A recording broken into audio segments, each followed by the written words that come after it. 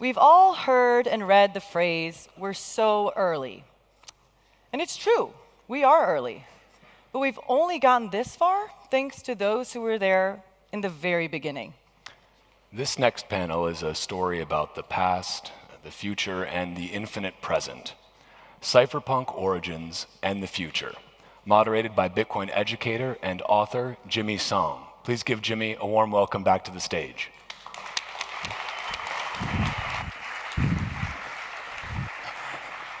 All right, hello everyone. Obviously, we're all here to advance Bitcoin and to make Bitcoin better. And it was 14 years ago, today, well, not today, like October 31st, 2008, that the white paper was first released. I'm sure many of you already know that. But the history of Bitcoin goes much further back than that. And I'm super excited for today's panel. We're going to talk about the origin of all of the stuff that came before Bitcoin. This is the Cypherpunk mailing list and everything else. I want to welcome to the stage Nick Szabo and Adam Back, two of the original Cypherpunks.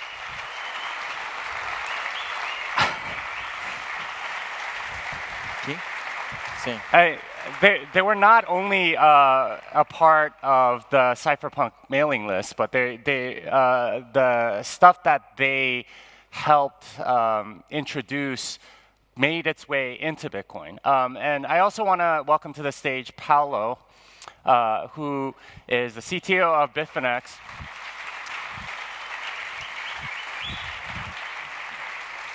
And in many ways was affected by the Cypherpunk mailing list. I'm so glad about this panel. I'm honored to be on this panel. I actually don't feel worthy. I'm like, whoa. But first, let's start with the Cypherpunk mailing list, because for me that it's just endlessly fascinating. This was it was created in 1992. I was a junior in high school at that time, and I still remember having to go to AOL and paying like $2.95 an hour using a dial-up modem to get to anything resembling the internet. And the internet that back then had no websites. It was all like IRC, email, Usenet forums, something like that. But while that was going on, Nick, Adam, you guys were getting into the Cypherpunk mailing list. So Nick, let me ask you this question. How did you get onto the Cypherpunk mailing list? I don't even know how you do that. The three co-founders of the Cypherpunks were Tim May and Eric Hughes and John Gilmore, of which John Gilmore and Eric Hughes are very interested in the privacy and freeing cryptography from the intelligence agencies and that like that. And Tim May was very interested in some libertarian implications of it. And myself and Hal Finney and Wei Dai and perhaps some other people were on the Extropians list. And so Tim May came over to the Extropians list and recruited us and said, we were dreaming about all sorts of crazy futuristic technology. It's basically a libertarian futuristic science fiction type of brainstorming list. And he said, no, you can actually build this stuff. It's cryptography. You can actually, you're a computer scientist. You can write software. You can actually build this stuff. And so he succeeded. We went over to the Cypherpunks list, and there's lots of fun stuff there. They were working with David Chaum's Digital Cash and all sorts of great stuff that inspired us. Wow. And Adam, how did you get onto the Cypherpunk mailing list? I know you came from a more academic background at the time.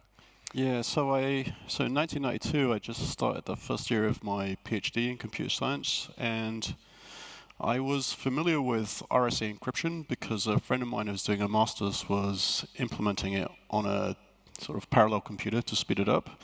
And shortly after that, PGP came out, which to me was very interesting as a piece of sort of mathematics and programming that could change the balance of the power in favor of the individual.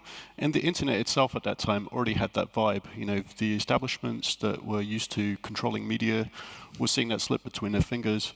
And so this was just a way to, amplify that. So I thought it was very interesting, and I tried to find, where there were people talking about more things like that. So I kind of searched around on the internet, and I found the Cypherpunks list is where the action was. So I signed up. And actually, at one point, multiple years into the Cypherpunks list, I sorted the posters by frequency. There's a few thousand posters, and I was like in the top 5 or something of like people that were busy exchanging ideas and talking.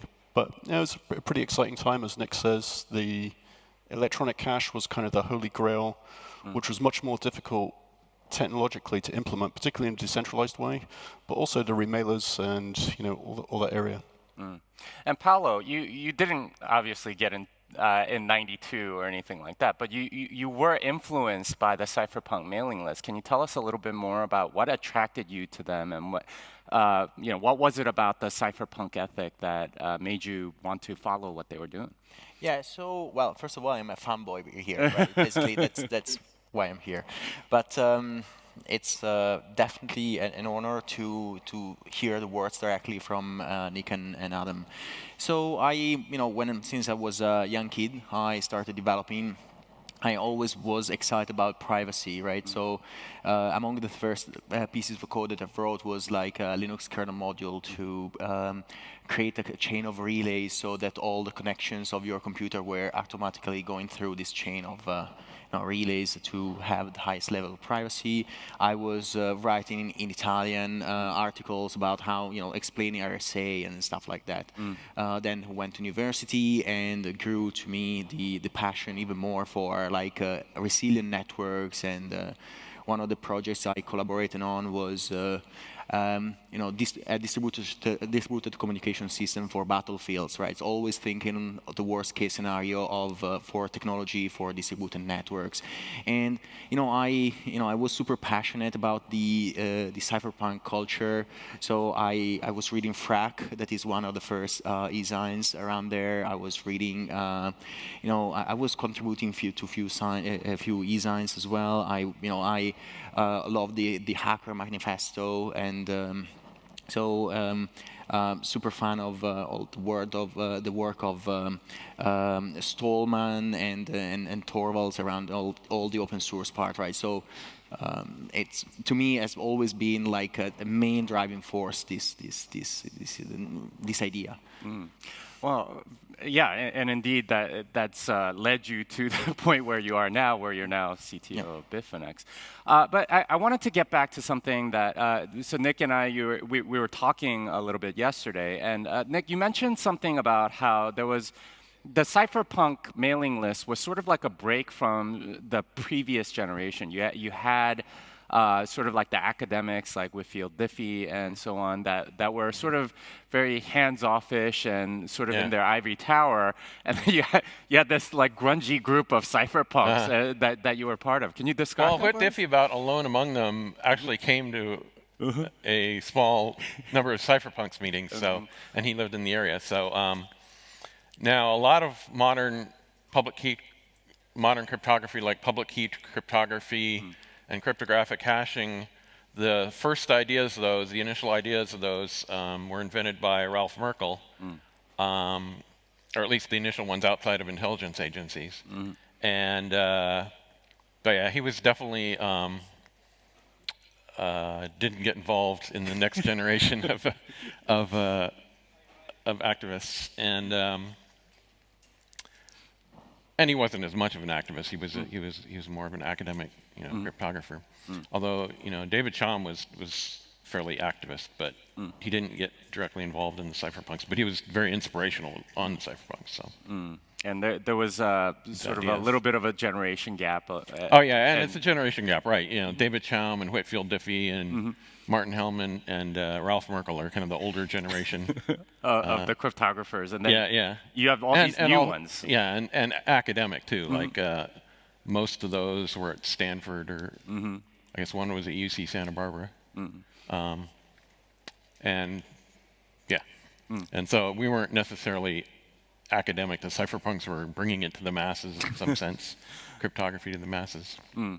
And Adam, you were both part of the cypherpunk list, and you were part of sort of academia, and you were sort of in that middle. What did it feel like as you were participating in this stuff, throwing ideas around. Like, how would you contrast that to sort of like the way academia did things?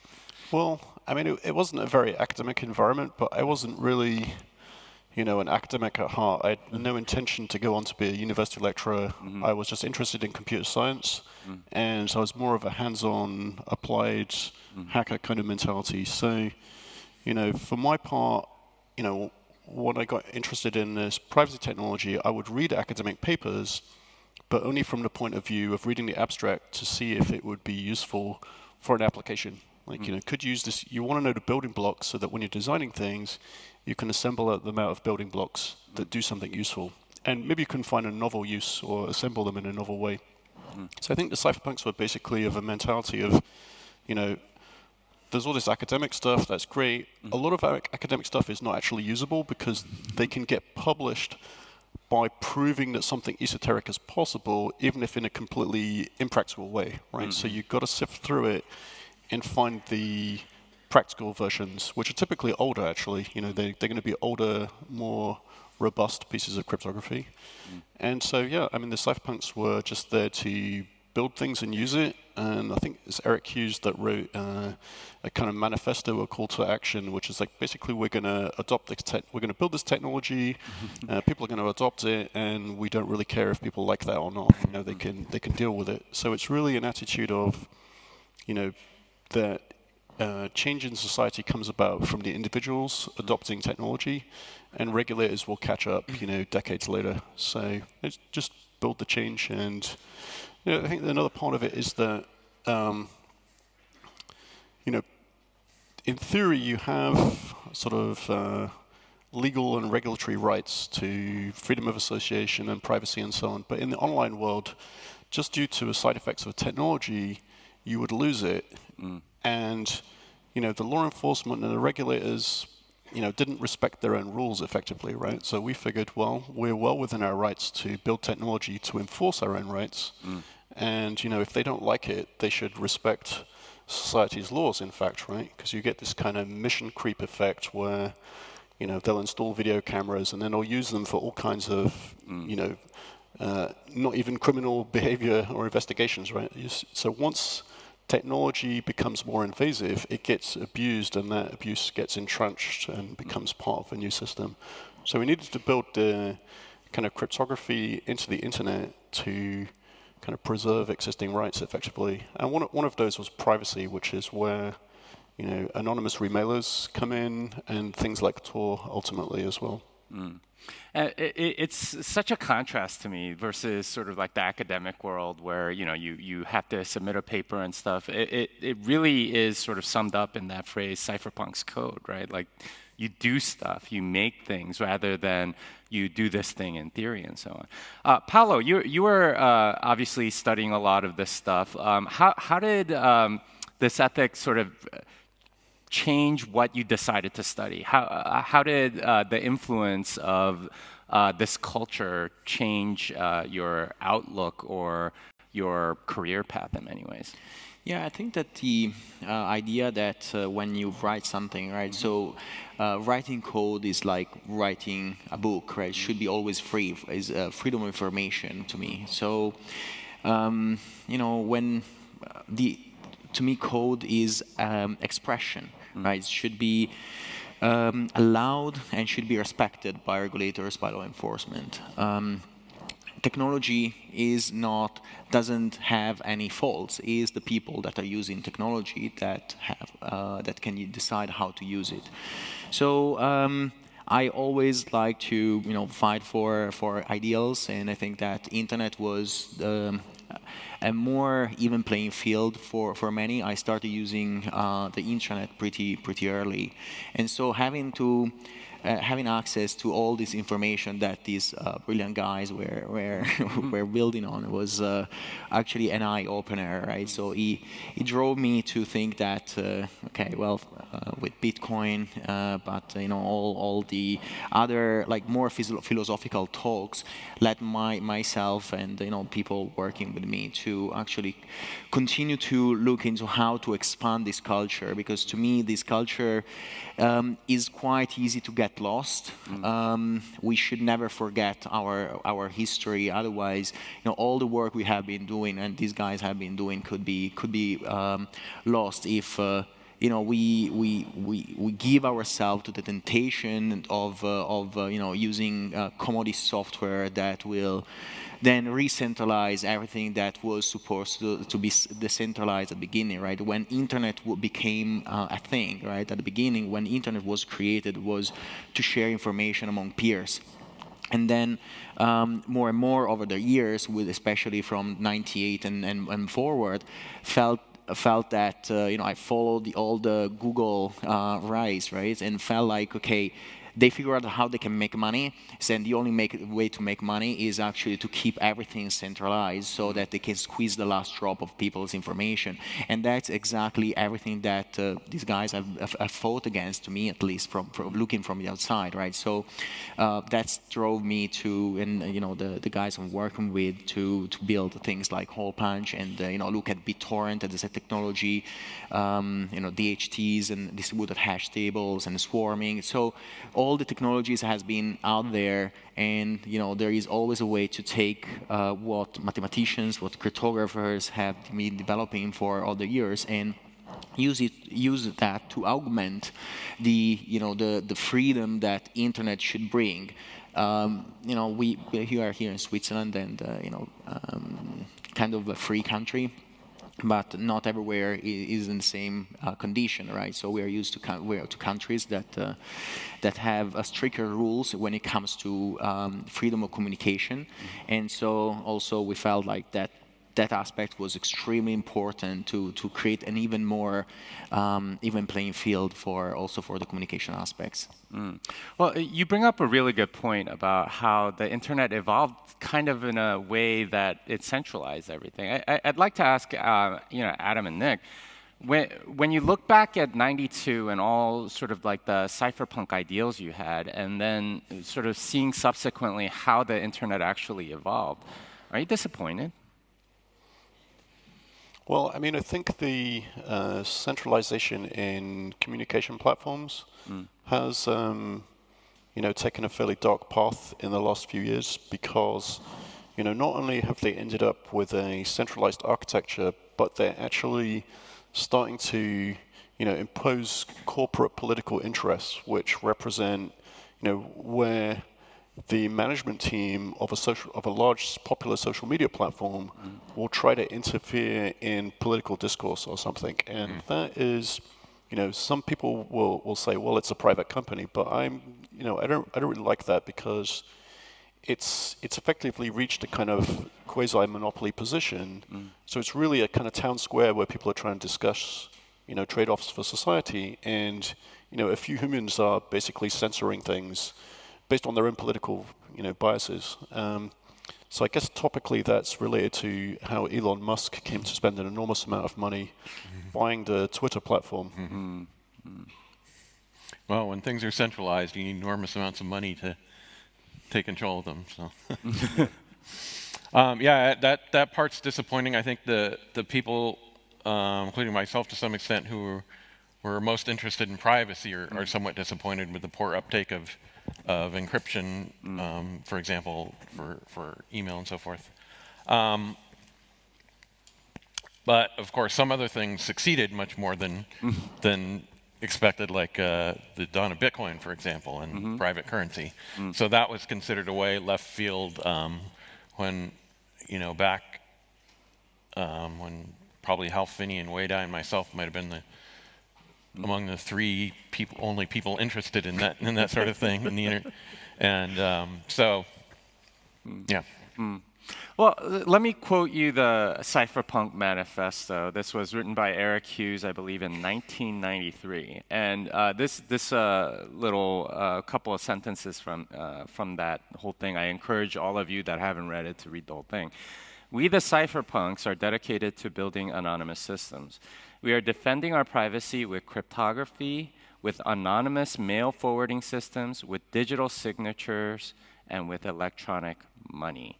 What for the whole panel? What was your hope for money at that point? Like, did you like what was sort of like the best case scenario for you when the Cypherpunk's mailing list started? Like, did you see anything like Bitcoin coming, or were you just happy getting something that was private? Well, so the architecture of Chum stuff is radically different from what Bitcoin is, and so as a direct technological influence, there really isn't any, but as an inspirational influence, it certainly was an example of a digital technology that at least conceivably could be turned into a private currency. There are a lot of flaws with doing that, but and so Chaum's emphasis and the emphasis of most cypherpunks, I think, was the privacy aspect, the blinding, and of course that has been mostly disappointed. But so I think there was that expectation, and I think most of them thought, well, it's going to be $1. Like Chaum was trying to get banks to issue dollars and euros, and I don't know if it was euros then or whatever the European currencies were back then. In Chaumian private form, so people can do private transactions. I think the influence of let's cut the Gordian knot and be completely independent and have our own currency. That influence probably comes from the Austrian economics that influenced the Extropians and came over to the cypherpunks. So you helped Anyway die? Yeah. That was their influence. Adam, what was your sort of like perspective on money, and what was your hope for that monetary aspect of the cypherpunk sort of ethic? Well, I mean, I think you clearly needed an anonymous cache online if you were going to preserve privacy, because otherwise you wouldn't be able to pay for, privacy services or, information on the internet. And I mean, in terms of I think there was a lot of excitement around DigiCash that, people were hoping that would, because really the underlying point was that everybody generally wanted to see an electronic cash system become available on the internet. And as Nick said, there's a kind of academic idealized properties for electronic cash that had been assumed at that point, sort of evolved over some years since David Chaum's PhD thesis, basically, which were just that it should be extremely private, it should be unlinkable, but they had taken as an assumption, an unstated assumption almost, that, that's going to require a trusted central party.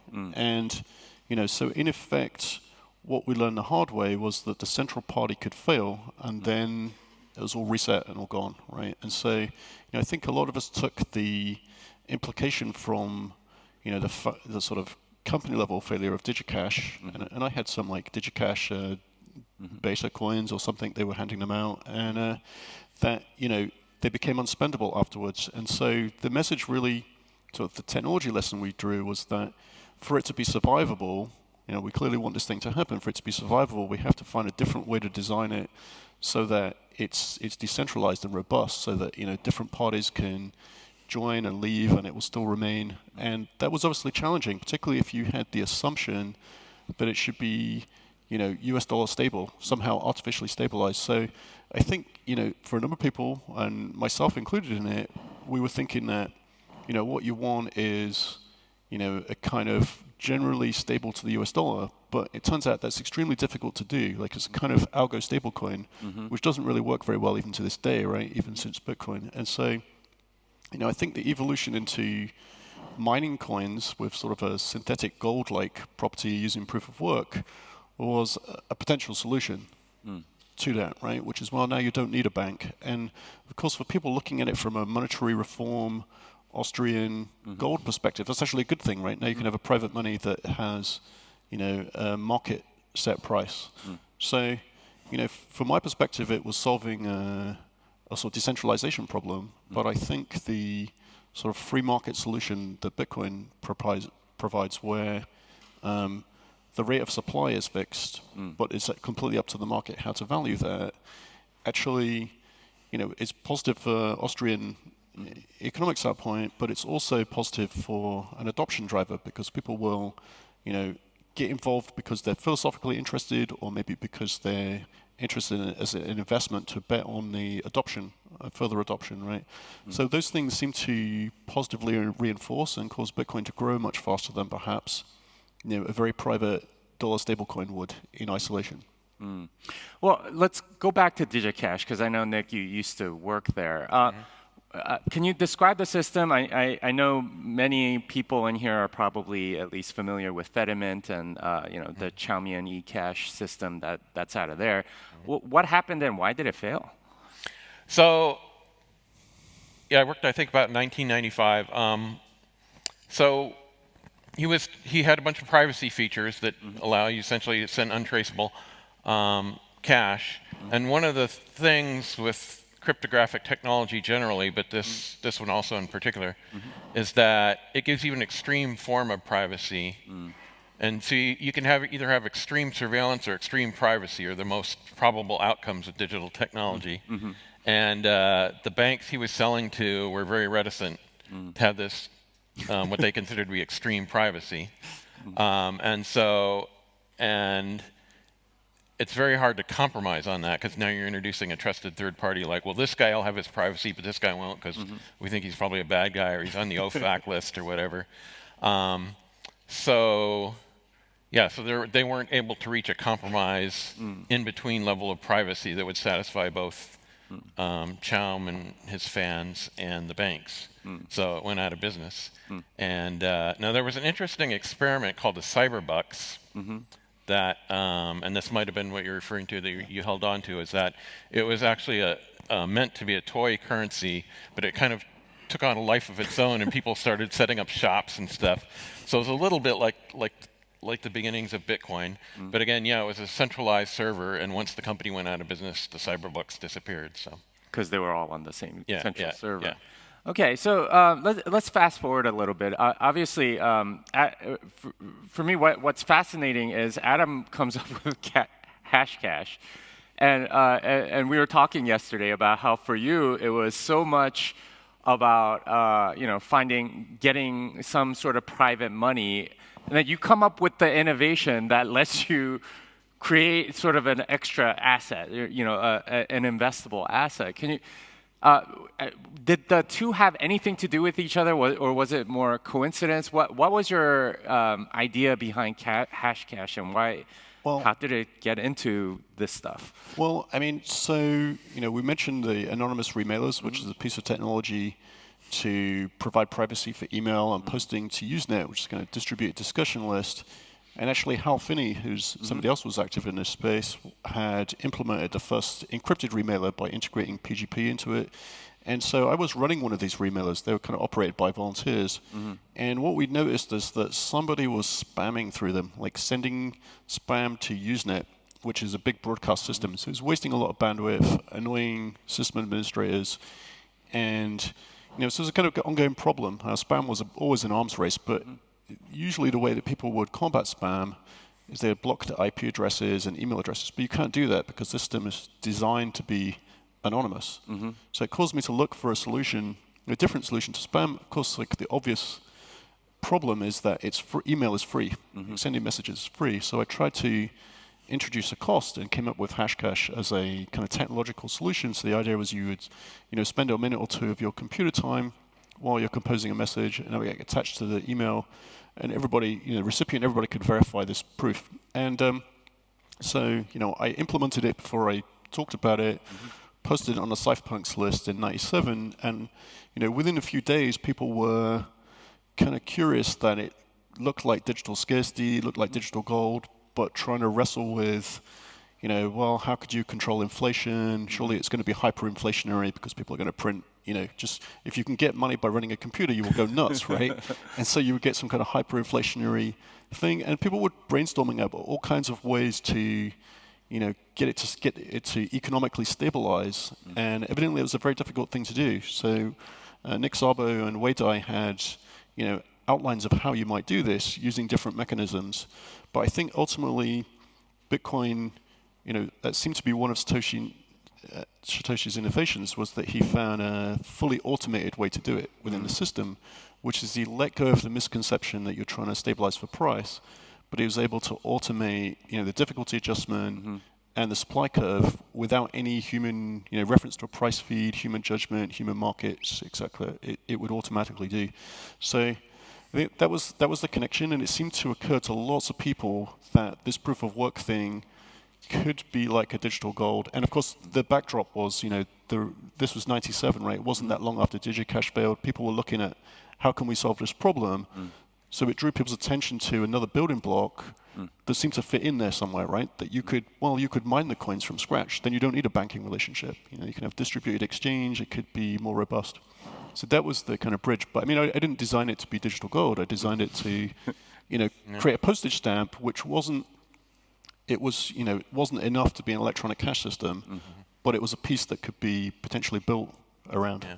Well, the name Hashcash itself was intriguing because at first you hear it and you go, "Oh my gosh, that sounds like an interesting idea, money out of hash functions." And then you look at it again, and you go, "Oh no, it's just postage. You only use it once, darn." And then, but the third thing is you ask yourself, "Well, could this be used to make money?" And so that just the name of that. He named it. It's kind of intriguing. Well, and Hal Finney, late 2004, proposed RPAL, which stands for Reusable Proof of Work, and he actually implemented that, but it was fully centralized. And you exchanged it for CHORM tokens, but it was using like trustworthy computing, so some kind of computer that you could verify remotely what code it was running and trust it somewhat. Yeah, you were trusting it.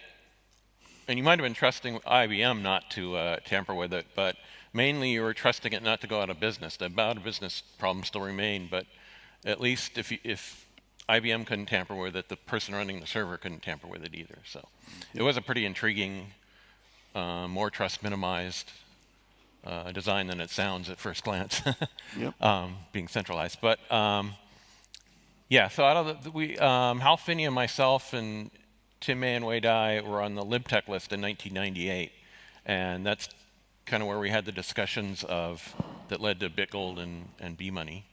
So.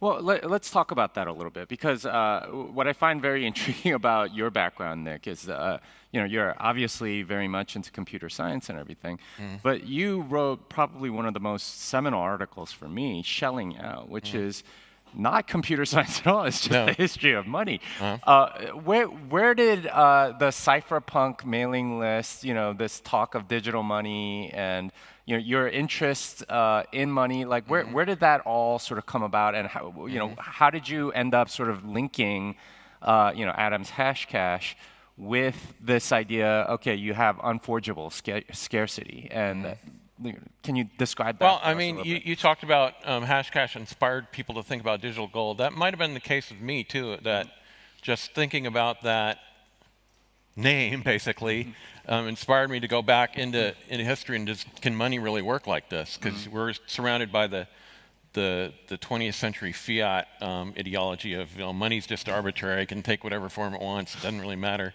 And in fact, if you look at it, shell beads and gold and silver and most of the other things that were used as money have pretty non-arbitrary solid things. And one of them was trust minimization, to the degree you could do that with that technology. And the other one was unforgeable costliness. And that gets back to Hashcash, because the question arises is, can you do unforgeable costliness on a computer, or is it something inherent in the physical nature of gold and silver and beads and so forth? And with Hashcash, it turns out, and with the proper secure property titles or the similar system Satoshi, the greatly improved system Satoshi implemented, that you can.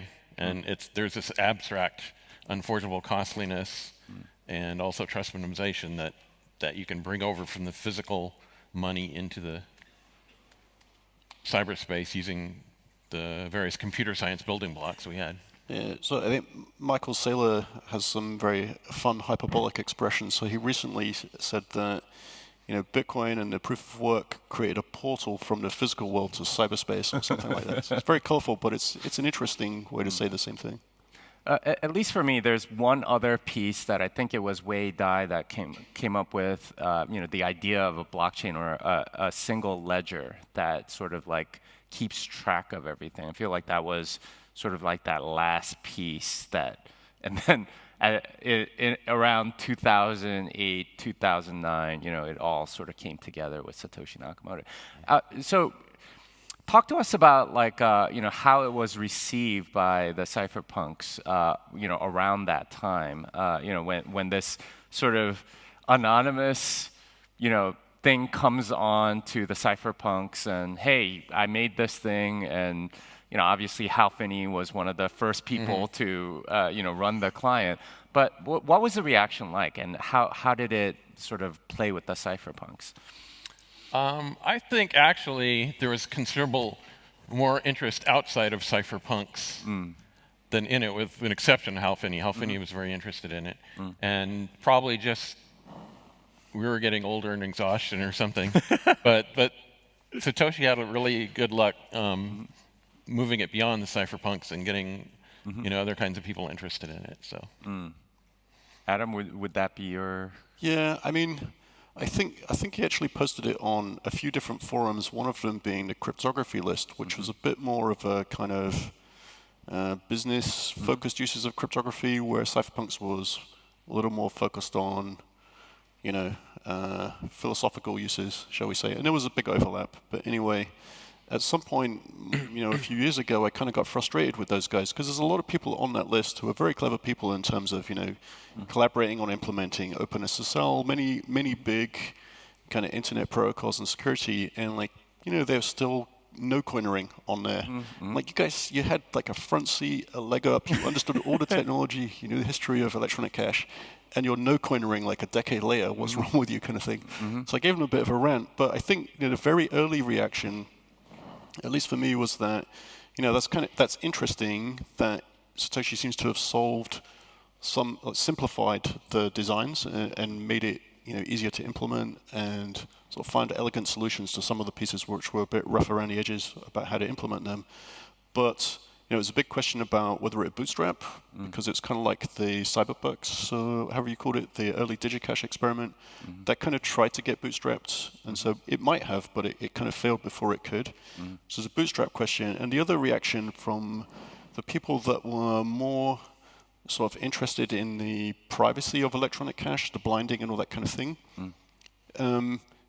there's this idealized behavior assumed, and Bitcoin didn't fit the mold. So it didn't have good privacy. It had kind of, some privacy with pseudonymity, but I think there's a reason, but then it solved a different problem, which is it's decentralized, so it's not going to fail from a central point of failure point of view. So I think it took the academics. So you look at the early academic commentary on Bitcoin, it's very skeptical and dismissive almost that, well, it's not private and it's kind of ad hoc. It took a few years before, some academics took it seriously and wrote a systematization paper on Bitcoin, basically describing how it all worked. But so I mean, it really is a more applied system in a way, because those centralized electronic cash systems are very simple and elegant pieces of mathematics, but they're not robust in the real world. So I think that's the realization, and also the security asymmetry, right? So I think that took a lot of people time to get adjusted to, which is that if you would accept to trust the centralized system, then you've got the same kind of security assurance as digital signatures, which is enormous, right? If you have the private key and you don't lose it, it's basically impossible for anybody to steal your coins, right? And that was the case with DigiCash and the other systems.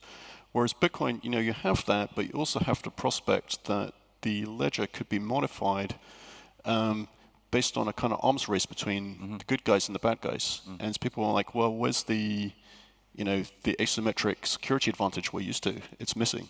And so they were worried about, the security of the ledger. And I think it took people a lot longer to come to appreciate the robustness of the economic game theory around how mining in Bitcoin ends up securing it.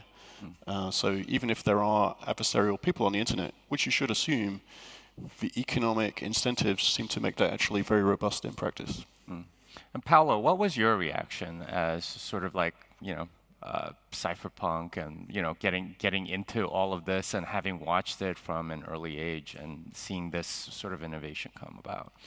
Yeah, so the first time I have read the Bitcoin white paper, I was amazed, because to me, being like a native internet guy, basically, was internet needed its own currency. To me, it was okay, how we can allow everyone that is running a commerce or doing a transaction to use something common, right? So Europe before the year 2000 had many different currencies, so you had to exchange one with another. It was completely a mess, right? So, and Bitcoin was completely harmonizing. You could have been harmonizing the entire user experience, providing like really the ultimate cash, right? So, and plus there no central authority to change the rules, and so the innovation was like mind-blowing. The first time you read that, there is no comparison in basically no other invention, especially in the financial world, right?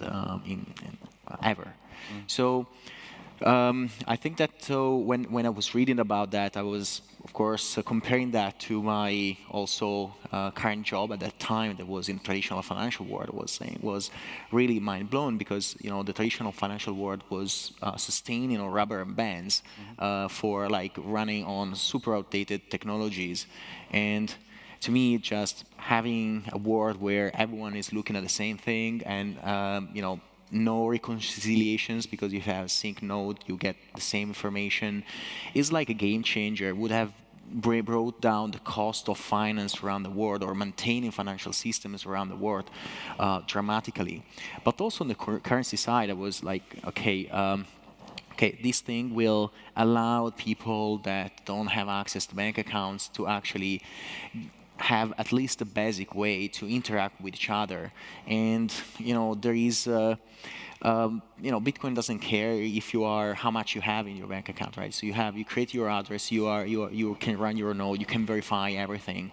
It's like the ultimate freedom to me. And when the difficulty that I found is that when I was explaining this to the people I was working with or dealing with first, was like I was sounding like a Martian just trying to explain that, and felt a little bit weird. And I was always thinking about how we can actually build technology that leverage Bitcoin and grow it really fast to bring it to the masses, because to me was more important to make sure that we could create rails, and that how Tether basically was created to allow people to onboard quickly in a sort of new digital economy that would increase the access to Bitcoin. That is basically what we call Tether is a mirror servant to Bitcoin, right?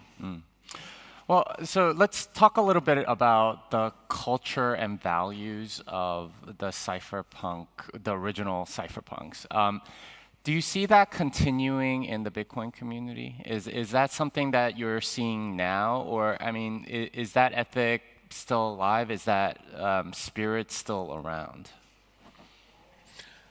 Some parts of it is. The privacy ethos is not as strong as the cypherpunks would want.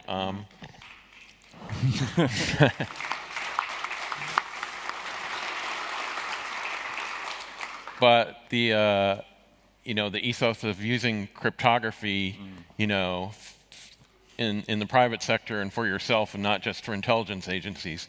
Bitcoin is the biggest example of that right now. So to some degree, yes. Yeah.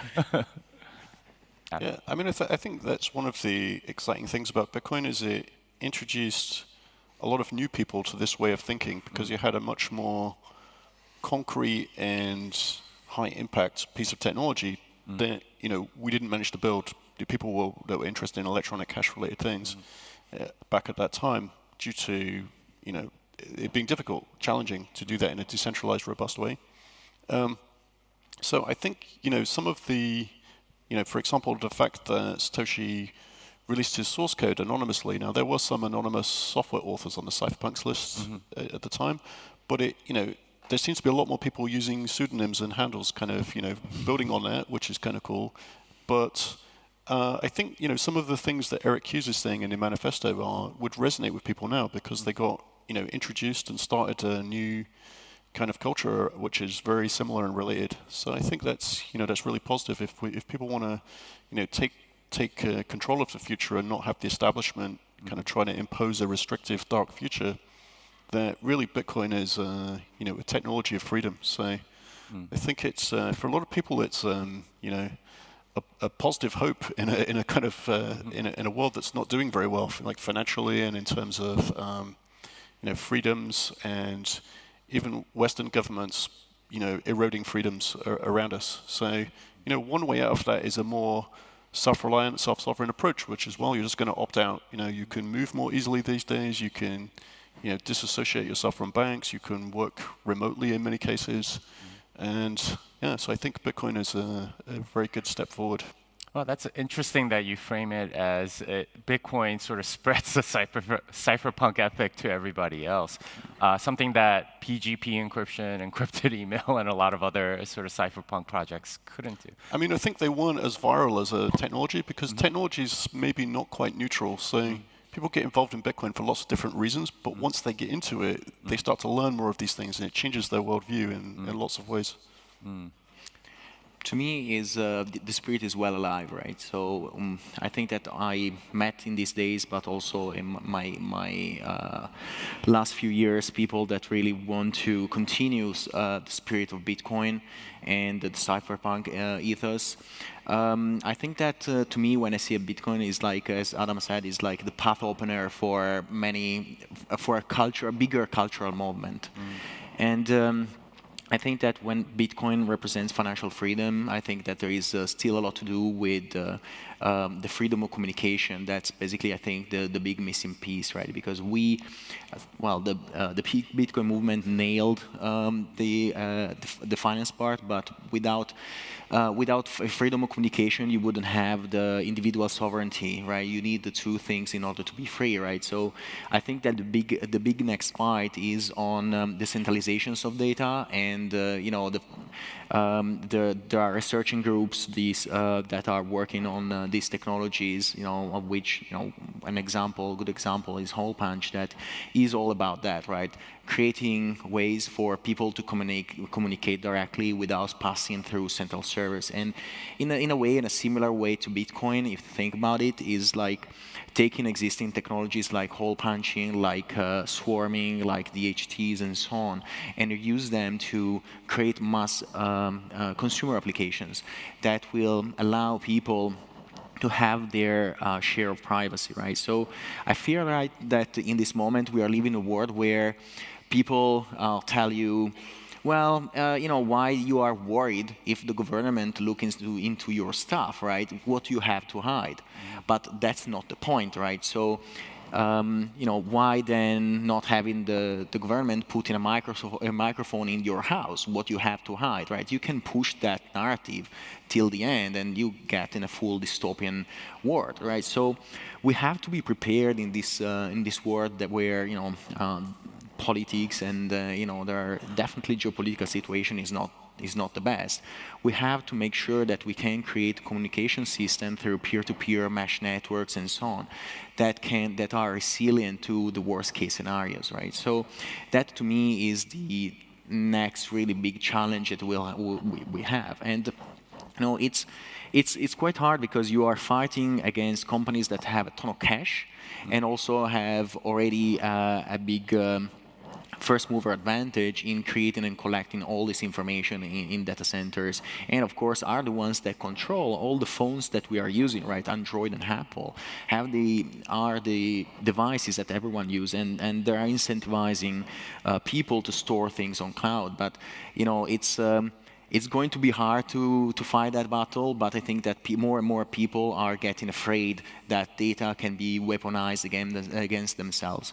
So I think that with the right expertise that we're finding among a lot of sustainers, and we can create actual free systems, right? So I use sometimes a phrase that is not mine, of course, is like it's not about the money, it's about sending a message, right? So Bitcoin is money, but sending a message is as important, right? So we need to send a message, as in send a message to the, let's say, who has control over data, but also we want to send a message in the sense that Bitcoin is money and sending messages, so communication is as important, right? So I think that we are getting there. I think that we are seeing a world where everyone, at least good chunk of the people have access to good broadbands, but also if there is a common denominator in the world is phones, and phones, even in the poorest countries, phones are everywhere. So we can really empower people, having them keeping control over their own data, and without any token, anything. It's about data. It's about controlling on your personal digital life, right? You don't want to give your personal digital life to someone else. All right. Good stuff.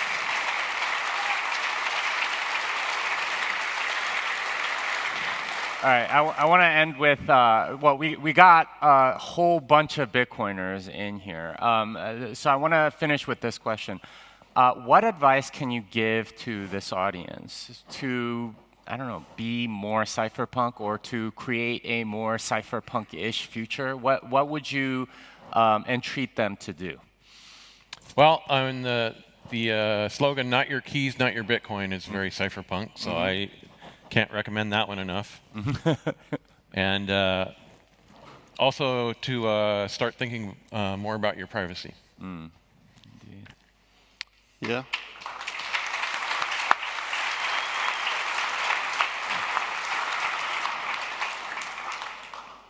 Yeah, I think buy Bitcoin, encrypt your disk, use Tor.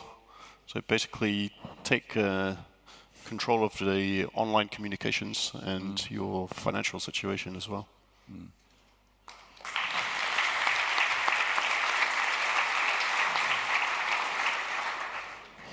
I would just say, don't sell your privacy. Don't give your privacy for granted.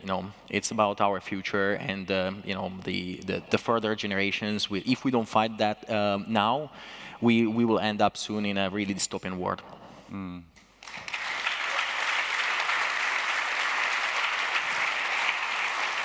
All right, I know I'm the moderator, but I'm going to give some advice too. I would say level up your game, because if you only understand Bitcoin at sort of a surface level, you're never going to get to the point where you are able to implement the privacy things that you're going to want to implement adopting this cypherpunk ethic. So if you are, if you haven't read the white paper, go read the white paper. Go understand the white paper. If you want to learn a little bit more than what you already know, and go a little deeper on the tech stack. So anyway, thank you so much to my panelists. Please give them a round of applause.